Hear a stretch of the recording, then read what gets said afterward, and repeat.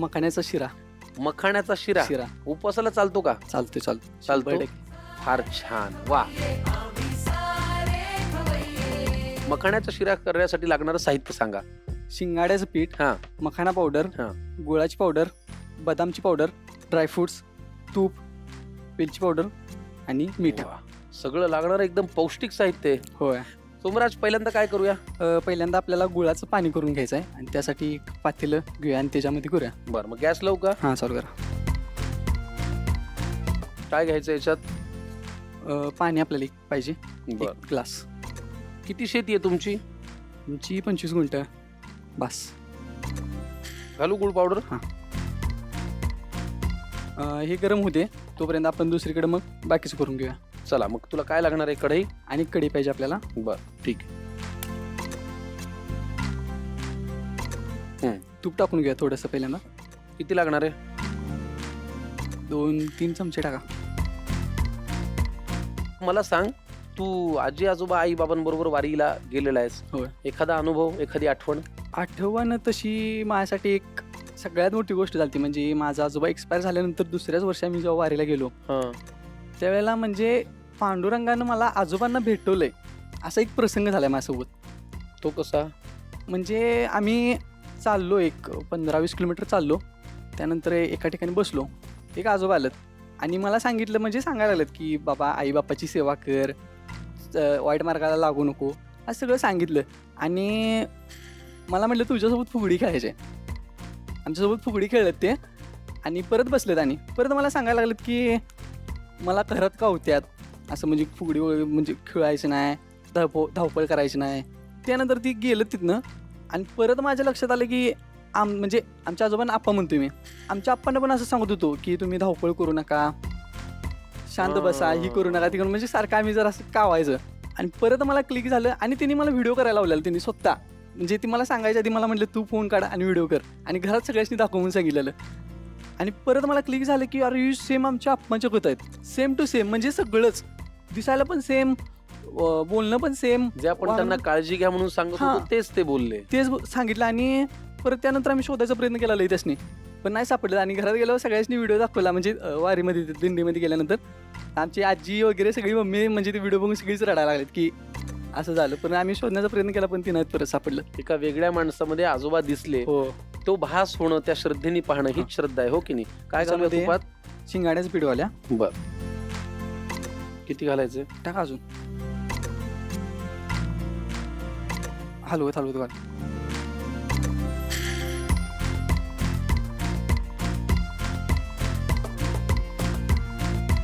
आता काय? मखाण्याची powder. मखाण्याची powder.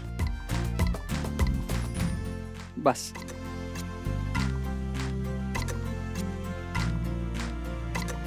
आता काय घालायचंय? बदामाची पावडर घाला.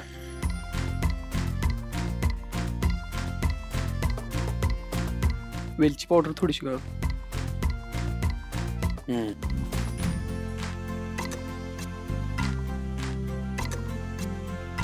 आता काय घालायचं याच्यात? थोडंसं मीठ घाला. मग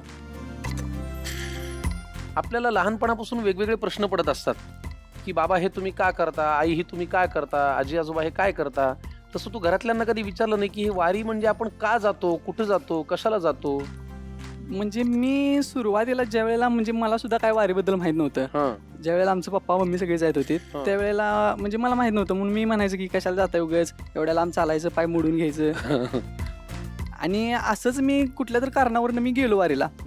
ज्या वेळेला मी वारीला गेलो त्यावेळेला मला समजलं की वारी म्हणजे काय आणि त्यातून काय मिळतं. आणि पहिल्यांदा सगळ्यांनी मी घरात सॉरी म्हणलो. मी तुम्हालाही बोललो, मला आता कळालं की वारी म्हणजे काय.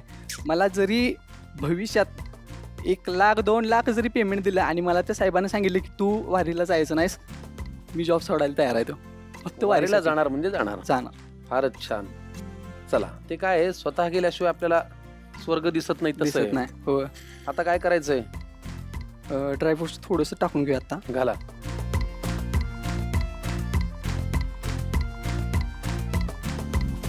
इकडे गुळाचं पाणी छान उकळलेलं आहे. होय. आता हेही भाजून झालंय, रंग बदललाय. आता टाक ह्याच्यात गुळाचं पाणी मी टाकतो.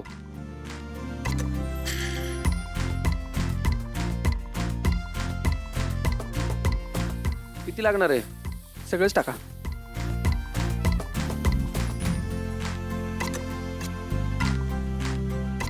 छान झाला रे सोमराज, मखाण्याचा शिरा. सगळी पीठं छान अशी, शिंगाड्याचं पीठ, मखाण्याचं पीठ. फक्त आपण एक काम करूया, त्याला जरा चेहऱ्यावरती ग्लो येण्यासाठी आपण तूप घालूया, तकाकी येईल ना. आणि कसं तुझ्या आणि माझ्या दोघांच्या अंगाला लागेल. आता काय करायचंय? थोडस याच्यावरती झाकण ठेवा. बर. वा, वारीमध्ये तू रील करत असशील. हो. रील करताना काय काय शूट करतोस? वारीमधलं कुठलं चित्र तुला खूप भावतं?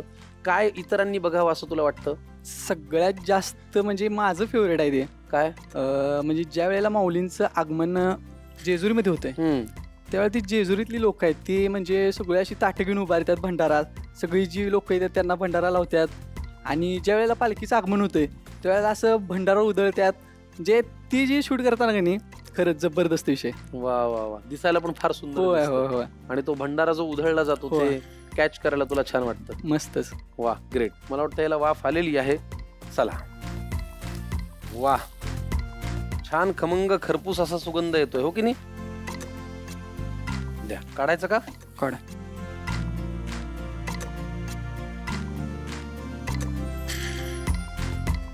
वा, जरा वरून. हा टाका. तुझ्या तब्येतीची काळजी आहे रे मला, बाकी काही नाही. मस्त. ओके. खवय्यांनो, वेळ वाया घालू नका, लिहून घ्या साहित्य आणि कृती. मखाना शिरा 4 व्यक्तींसाठी लागणारे साहित्य: शिंगाड्याचे पीठ 4 ते 5 चमचे, मखाना पावडर अर्धी वाटी, गूळ अर्धी वाटी, बदामाची पूड 2 चमचे, सुकामेवा आवडीनुसार, तूप 2 ते 3 चमचे, वेलची पूड अर्धा चमचा, मीठ चिमूटभर. कृती: एका पॅनमध्ये 1 ग्लास पाणी घ्या, त्यात गूळ घालून वितळून घ्या. एका बाजूला कढईत तूप घाला, त्यात शिंगाड्याचं पीठ घालून परतून घ्या. नंतर त्यात मखाना पावडर घालून परतून घ्या. बदामाची पूड घालून परतून घ्या. आता त्यात वेलची पूड, मीठ आणि थोडा सुकामेवा घालून परतून घ्या. शेवटी त्यात तयार केलेलं गुळाचं पाणी घालून एकजीव करून घ्या आणि झाकण लावून शिजवून घ्या. वरून सुकामेवा घालून सर्व्ह करा. मखाना शिरा तयार.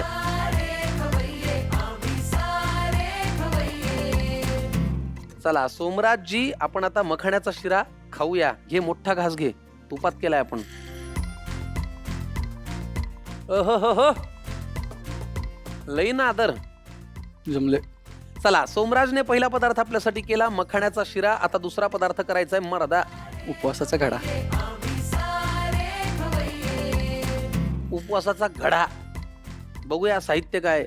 उकडलेला बटाटा, हा, उकडलेलं रताळ, उकडलेलं केळ, हा, सुरण उकडलेलं, शेंगदाणे उकडलेले, तूप, खोबरं, शेंगदाण्याचं कूट, मिरची, जिरे, मीठ. बर. तुला आता वारी करून काही वर्ष झालेली आहेत. हो. एखादा अनुभव वारीतला आम्हाला सांग ना. तसा एक अनुभव म्हणजे लोक जी वारीला येणार आहेत ती म्हणजे एकदम म्हणजे अशी तल्लीन असतात त्यात. आम्ही चालताना एक आजी चुकलेली आणि एवढ्या गर्दीत म्हणजे ओढकणं म्हणजे एवढं सोपं नाही. मग आजीला आम्ही जिथं राहतोय तिथंपर्यंत नेलं आजीला. मग आजीला सगळं विचारलं की आजी तुम्ही कुठलं, नंबर आहे का, घरातल्यांचा कोणाचा नंबर आहे का, किंवा तुमचं नाव काय, नाव वगैरे सांगितलं, दिंडीचं नाव सांगितलं. दिंड्या पण कशी उडकणं म्हणजे एवढं सोपं नाही, कारण एवढ्या भरपूर दिंड्या असतात. महाराष्ट्रातनं कर्नाटकातनं लोक येतात आणि प्रत्येक गावची एक दिंडी.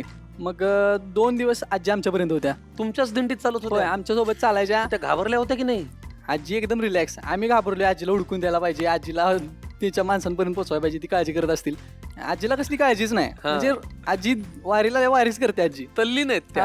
हा. आणि आम्ही तर उडकतोय सगळ्यांना. मग ज्या वेळेला माऊलींचं आरती असत्या प्रत्येक तळावरती, मग त्यावेळेला सगळ्यांना म्हणजे तुमचं काय हरवलंय, वस्तू हरवल्यात किंवा कोण हरवले ती सगळी सांगतात तिथं. मग त्यांच्या दिंडीचं नाव सांगितलं, त्यांचं नाव सांगितलं.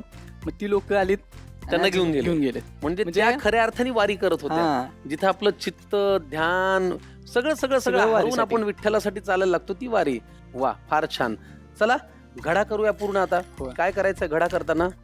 पहिल्यांदा आपण एक पॅन घेऊ. पॅन, त्यामध्ये तूप गरम करून घेऊया. बर. आधी काय? तूप घालूया. बस.